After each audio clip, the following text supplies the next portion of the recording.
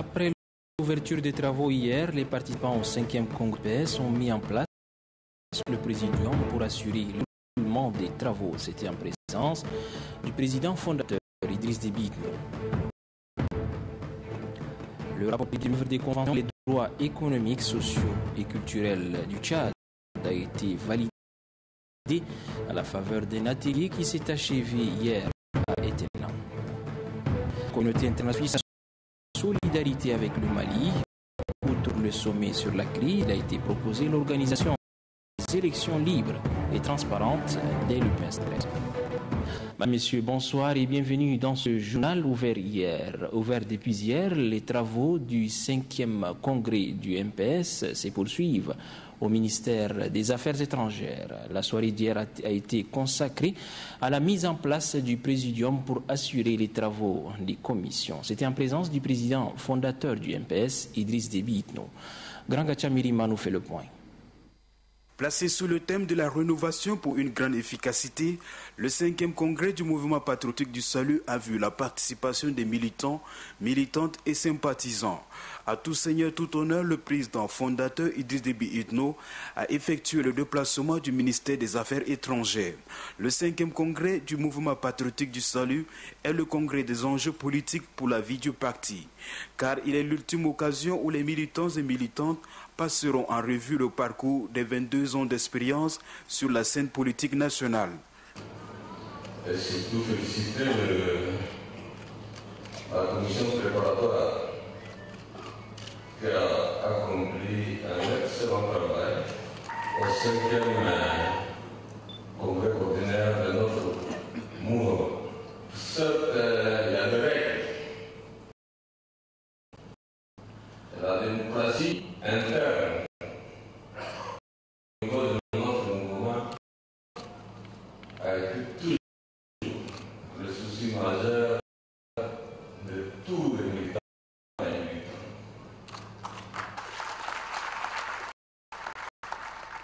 Et ce qui va être politique, le MPS n'est pas un parti, c'est un mouvement. Le MPS n'est pas un parti local, c'est un mouvement de masse.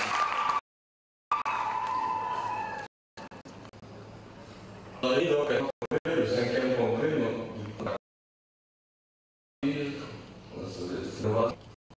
pour une plus grande efficacité avec mes propres convictions et faits que vous en sortez de ce congrès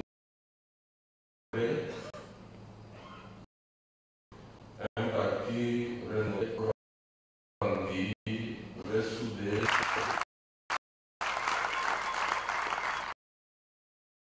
Le 5e congrès du mouvement patriotique a l'opportunité de définir une nouvelle action future et pour le présidium devrait être mis sur pied pour la construction au regard des compétences du mouvement. Il est difficile de porter un candidat du parti sans tenir compte des régionaux et expérience dans le domaine du militantisme. C'est pourquoi, afin d'éviter toute question fondamentale patriotique du salut, appelons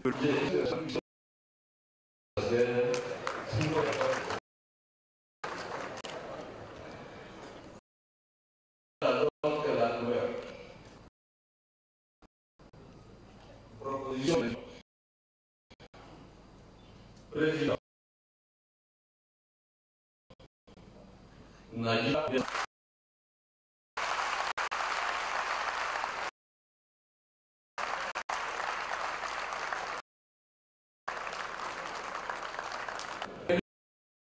vice-président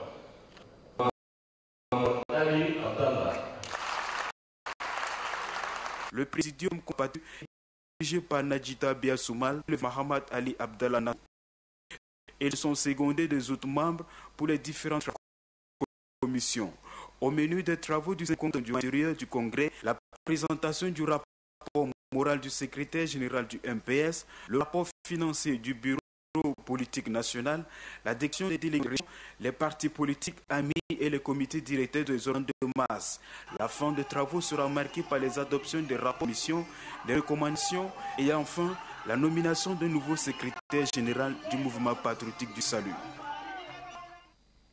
Et puis, le reporter Branga Chamilima se rapprocher du rapporteur du présidium du 5e congrès. Il s'agit du docteur Béon Mamalo Adrien qui nous fixe sur le déroulement des travaux. Nous avons mis en place 4 commissions.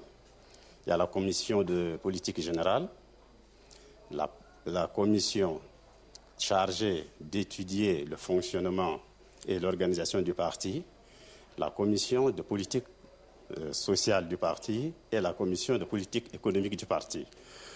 Comme vous le savez, nous partons d'un constat.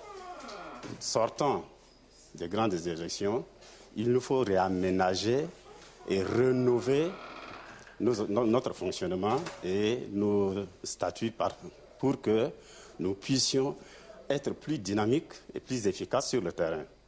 La commission de politique générale évalue, fait l'état des lieux de ce qu'a été le parcours du MPES jusqu'à aujourd'hui, quels sont ses points forts et ses points faibles pour pouvoir projeter des améliorations afin de gagner les autres batailles à venir. En ce qui concerne la politique économique, vous savez que nous avons réalisé des choses, mais il y a encore peut-être beaucoup donner des orientations susceptibles d'améliorer déjà et consolider nos acquis. Et vous savez aussi que ce quinquennat est placé sous le signe du social. Raison pour laquelle nous avons mis en place une autre commission qui devrait faire l'état des lieux et donner des perspectives d'amélioration de la politique économique. C'est que nous voulons une croissance économique puisse permettre au Tchad de devenir un pays émergent.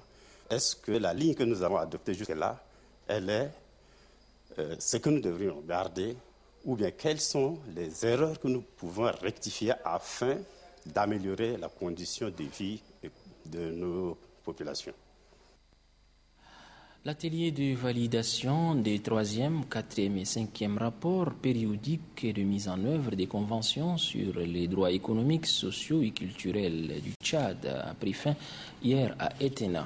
Organisé par le ministère des Droits de l'Homme avec l'appui du PNUD, la rencontre a été sanctionnée par des séries de recommandations. Adoumé Hortense nous fait le point.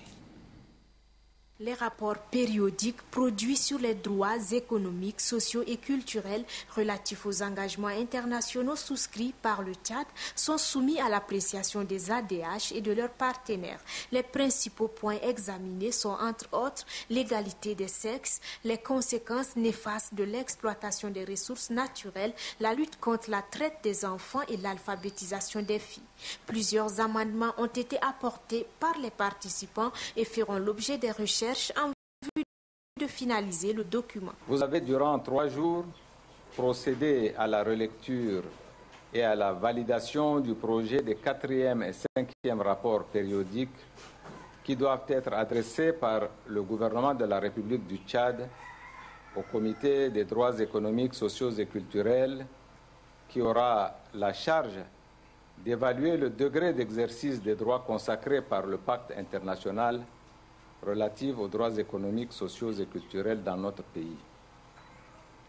Je suis convaincu que les groupes qui ont été constitués pour les travaux ont débattu de manière positive et consensuelle les différentes recommandations du comité et apporté des réponses adéquates.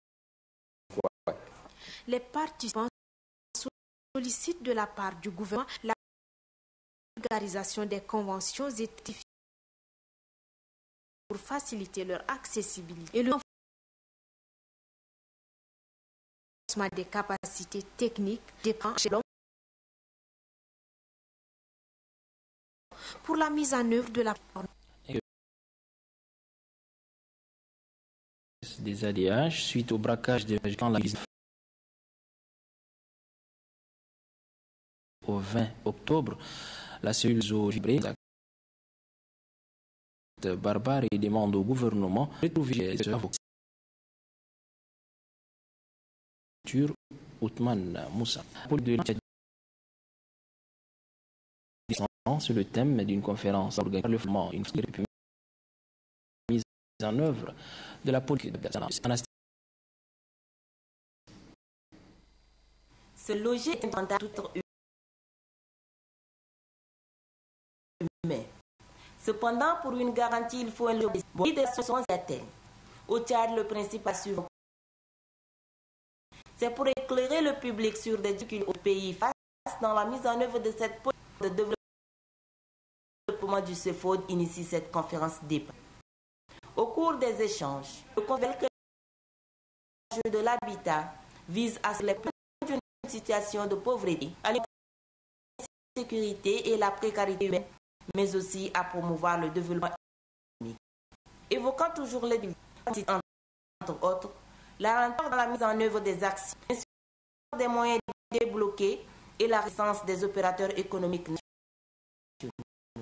Cependant, notifiés des projets sont... Le ministère a annulé la plupart des conventions qui ont été signées, sauf un. Si vous connaissez le nouvel immeuble du ministère, de construire un logement moins pour mettre au service de voir comment il pourrait répondre aux aspirations tchadiennes. Ces deux villas témoins vont être terminés. Et si c'est OK, je pense qu'avant le va être construit et cette société qui est chargée de construire 1000 logements pour un contrat de 5000 logements. Dans le domaine donc de comment organiser la ville, la gendarmerie a été cassée. Là, il va être construit un centre des affaires. Ce sera un grand pôle, un grand centre de conférence, un grand supermarché, un parc des expositions, des immeubles de bureaux. Selon le conférencier, 80% de la population ne vit pas dans un logement décent.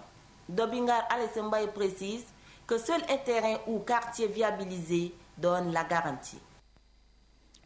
4 ambassadeurs tchadiens de lutte contre le paludisme ont animé hier à la représentation de Malaria No More au Tchad une conférence de presse.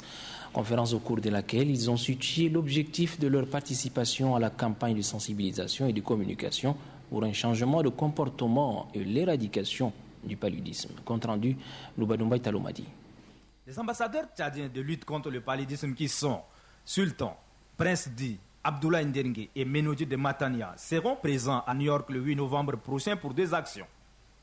Dans cette ville américaine, ceux-ci feront un plaidoyer pour l'acquisition des fonds devant servir au financement des activités de lutte contre le paludisme.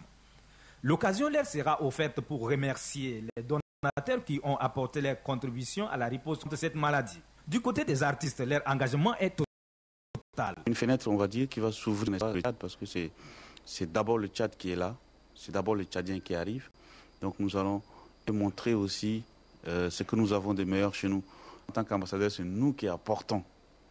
Donc on apporte notre voix, notre image, notre disponibilité, n'est-ce pas, pour contribuer à éradiquer quelque chose qui traumatise, n'est-ce pas, les Tchadiens.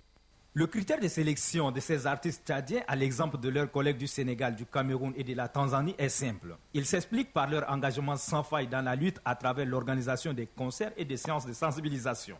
La formation des femmes des différents groupements du Logone occidental est au nombre des actions menées, déclare le représentant de Malaria No More Pays. Et vu notre étude de base que nous avons eu à faire au début de cette année, avant le lancement de nos activités, ces ambassadeurs que nous avons ont surgi comme les plus écoutés, comme ces quelques personnes les plus écoutées de la communauté.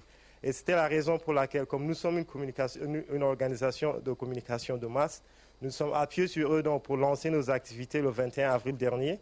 Nous avons eu à enregistrer la chanson Stop Palu que vous connaissiez très bien. Nous avons aussi fait des spots avec tout un chacun de nos ambassadeurs qui, en ce moment, est en train d'être diffusé sur les ondes de la radio et de la télévision tchadienne. Vu l'effort et le travail qui a été fourni par nos ambassadeurs tchadiens, ils ont marqué donc l'opinion internationale et le siège a décidé que le Tchad représente donc les ambassadeurs africains à cette soirée gala. Ndolombaye a saisi l'opportunité pour remercier les différents partenaires qui ont apporté soutien à son organisation. Il lance une organisation et de bonne volonté afin qu'elle se joigne à plus. Et puis cette nouvelle bâtiment est secouée ce soir par un incendie de station Arafat dans le Créat. Sont partis en fumée. L'origine inclut par les installations d'Ouria. Les sapeurs-pompiers, l'incendie n'a pas fait de mal. Dans le cadre de gestion des 5% des revenus pétroliers, a initié le programme dans la région. Parmi ces programmes, qui consiste à aider les produits qui sont arrivés à la phase de la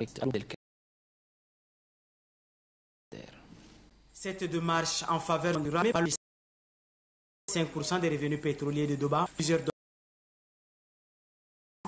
l'agriculture, la fertilisation des protections, le domaine halieutique et l'élevage. Qui les populations à changer les méthodes. Ici, dans le champ réalisé par le groupement Banque avec technique dans ces conditions, on estime que la récolte est bonne.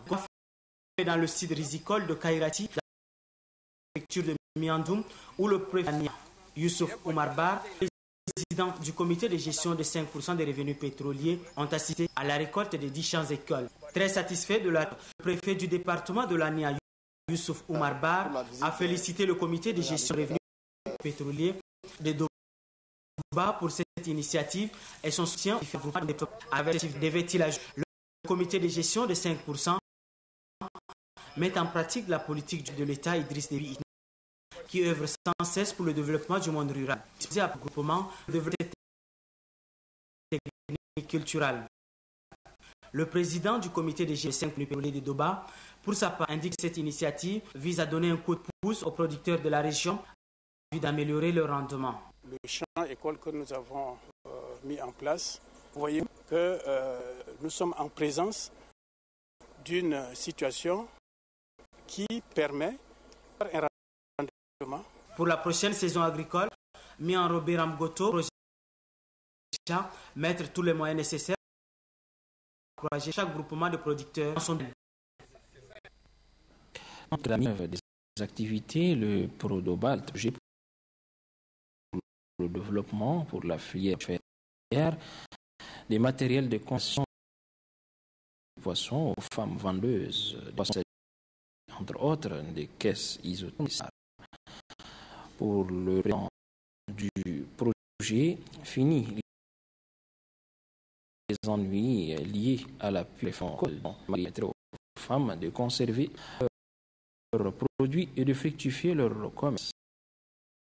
Un avis partagé par la directrice pêche Ninoji Madingar. Remercie les plus hautes autorités de songer à redynamiser le commerce au Tchad. Après plus de formation, 7 séminaristes sont donnés à Saint-Luc de Bakara, Madou Simon, Gérard Kanga Félix, Jimmy Vincent, Daniel Bayornon Dien, Moderina et Yoagarem Apner. Ces nouveaux diacres s'engagent tous Dieu à servir le Tout-Puissant avec fidélité et à l'État dans le vaste. Parents, amis, connaissances ont été placés Bakara pour la circoncision. La cérémonie s'est déroulée dans une ambiance enfant ponctuée de louange et d'adoration. Le club socio-culturel des jeunes a bouclé hier soir les activités d'un camp des jeunes. Une soirée artistique a marqué la fin des messes club social. La présence du représentant du ministre de la Culture. Le point avec Mohamed Abakar. La fin des activités du camp de jeunes est ponctuée d'animations culturelles et artistiques. L'occasion a été donnée au président de situer l'auditoire sur les activités menées. À entendre Dr Hissène Massar Hissène, les jeunes ont été formés en entrepreneuriat, notamment sur les petites et moyennes entreprises et sur la communication. Et le président du comité d'organisation de poursuivre que, lors de ces camps, les journalistes arabophones ont bénéficié des renforcements des capacités, accès de la communication sur la société et un séminaire sur la vision de l'intégration arabo-africaine a été organisé. Ces différentes formations ont été animées par des experts soudanais, relève-t-il. Les jours à venir, il est prévu au Soudan une formation sur le leadership. Le club tchadien entend envoyer des représentants du Tchad. À l'étranger, au Liban, une voiture a explosé dans la capitale, au quartier chrétien. Les hospitalisations et plusieurs blessés restent jusqu'à là non identifiés. Les populations appellent à la démission du gouvernement, estimant qu'il soit complice. Jour de deuil au Liban, au lendemain de l'assassinat qui a coûté sa vie à Wissam El Hassan, le chef des renseignements. Jeudi, un piégé explose en plein quartier chrétien d'Ashrafiyeh, dans la capitale libanaise, au passage de la voiture du général El Hassan. 8 personnes sont décédées et 86 sont blessées, selon un bilan provisoire. Les maisons détruites, ce n'est pas vraiment un problème. Le problème, ce sont les morts. On a l'habitude de rater les neiges. C'est la mort d'un proche. Wissam El Hassan, musulmane, mené de nombreuses enquêtes sur les attentats qui ont rappelé le Liban depuis 2005. Des qui pointaient du doigt le régime syrien. Comme de nombreuses personnalités libanaises, l'ancien Premier ministre Saad, très proche de Wissam El Hassan, doute sur du coup. Interrogé par téléphone, par fusion, directement le président syrien. Oui. Wissam El Hassan, que Dieu te protège. Ton père et ta famille. Qui est coupable? Bachar al-Assad. L'opposition libanaise a appelé à la démission et qu'il protège les criminels. Nous estimons que le Premier ministre est personnellement sorti El Hassan et tué à Ashrafiyeh. Le président a lui écarté l'ennemi du Premier ministre. Cet assassinat réactive le souvenir des attentats des années 2000 et craint un nouveau basculement dans la violence. Un membre d'une organisation proche du Hezbollah a été tué dans un échange de tirs et des pneus en feu ont placé dans plusieurs villes, un signe de protestation des sunnites en colère. La communauté internationale a solidarité avec le Mali et transmet l'espoir de sortir de la crise. Un sommet est organisé à cet effet. Outre les interventions militaires étrangères, il a été proposé l'organisation des élections dès le premier trimestre de l'année 2013. Sophie Pierre. Surtout répétitif. Le message doit être ferme, mais transmettre l'espoir de sortir rapidement de la crise malienne. Quelques heures après la réunion de Bamako, les chefs d'État africains cherchent donc à... Le dossier, nous estimons que le ministère n'est pas très éloigné. Représentants de l'Union africaine, la CEDEAO, des Nations unies, de l'Union européenne, hier, ils ont tous exprimé leur solidarité au Mali. La réunion a débouché sur une nouvelle déclaration, une opération militaire dans le nord du Mali, malgré des divergences qui subsistent. Peu à peu, la porte du dialogue avec les islamistes s'ouvre. Peu à peu, les conditions de cette intervention se précisent. Une nouvelle rencontre de l'Union africaine est déjà mercredi. Bientôt, le Conseil de paix et de sécurité de l'Union africaine sera en conclusion des travaux de Bamako et nous espérons qu'après cela, nous pourrons, dans le délai de 45 jours qui a été prévu dans la résolution 2071, retourner au Conseil de sécurité avec un document de la communauté internationale. Le président malien, par intérim, a souligné vendredi l'urgence d'une intervention militaire étrangère. Mais la communauté internationale a été claire, pas question de s'engager si la situation politique intérieure ne se clare pas. La déclaration de Bamako demande notamment aux autorités de transition maliennes d'organiser des élections libres et transparentes au premier trimestre 2013. Puis au bas de ce journal, en bref, Stéphanie Despierre nous amène en Go, Égypte, où quelques événements de détail ont eu lieu. Suivez plutôt. Vendredi, le Conseil de sécurité de l'ONU a réitéré son soutien total à ses experts. Des experts qui accusent formellement le Rwanda et l'Ouganda de soutenir les rebelles congolais du M23. Le Conseil de sécurité est un fond de préoccupation. Le rapport d'experts indique que les pays voisins continuent de soutenir le M23. L'ONU menace Kampala et Kigali. Le Rwanda lui dément toujours tout lien avec la rébellion congolaise. Non à l'occupation par les femmes vendredi au Caire. Quelques milliers de militants de gauche et d'anciens révolutionnaires ont défilé. Objectif, protester contre la mainmise des frères musulmans politiques et la société égyptienne. Ils contestent aussi l'Assemblée qui ne tue pas ses représentants selon eux. Le défilé s'est terminé dans le calme, contrairement à la semaine dernière où des affrontements entre laïcs et frères musulmans avaient fait plus d'une centaine de blessés.